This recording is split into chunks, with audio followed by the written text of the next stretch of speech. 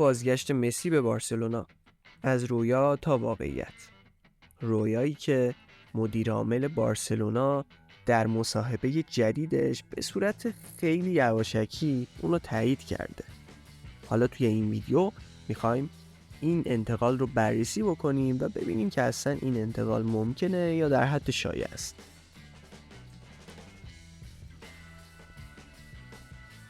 خوان لاپورتا مدیر عامل بارسلونا توی ویدیویی که توی فضای مجازی منتشر شده به پرسش هوادارهای این تیم در مورد بازگشت لیونل مسی فوق ستاره آرژانتینی به جمع آبی اناریا پاسخ مثبت داد. قرارداد مسی با باشگاه پاریس سن ژرمن تابستون امسال به پایان میرسه و توی بحبوحه شدید شنوچا بین مسی و هواداران پاریس بعد از قهرمانی مسی به همراه آلبیسلسته در جام جهانی 2022 آینده اون در حالی از ابهام قرار داره. کوچ به لیگ برتر آمریکا و بازی برای تیم آتلانتیک از جمله شایعات در مورد مسیه و علاوه بر این اینتر میامی که مدیریت اونو دیوید بکام ستاره اسبق تیم ملی انگلیس بر عهده داره مقصد محتمل برای اون محسوب میشه. الهلال هم که 1 سال پای ثابت پیشنهادهای مسی.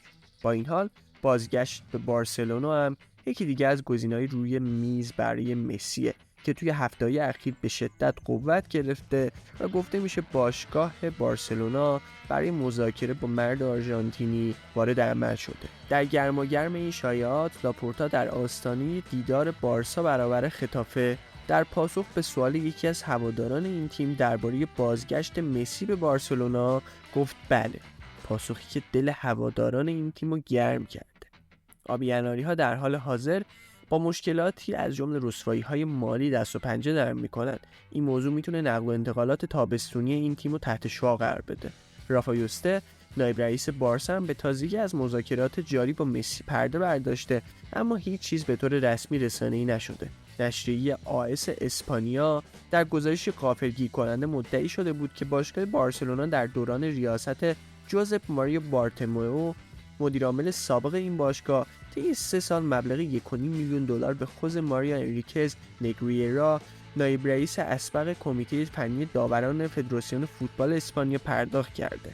نگریرا از سال 1994 تا 2018 به عنوان نایب رئیس کمیته داوران فدراسیون فوتبال اسپانیا فعالیت می‌کرده. دفتر دادستانی ایالت بارسلونا مدعیه که آبی اناریا از سال 2016 تا 2018 مبلغ مذکور رو به حساب شرکت وی به نام داسنید 950 واریز کردند. بر اساس گزارش مذکور نگریرا که سابقه قضاوت در لالیگا رو هم در کارنامه داره توی سالهای 2016 17 18 به ترتیب 571 580 و 341 هزار دلار دریافت کرده.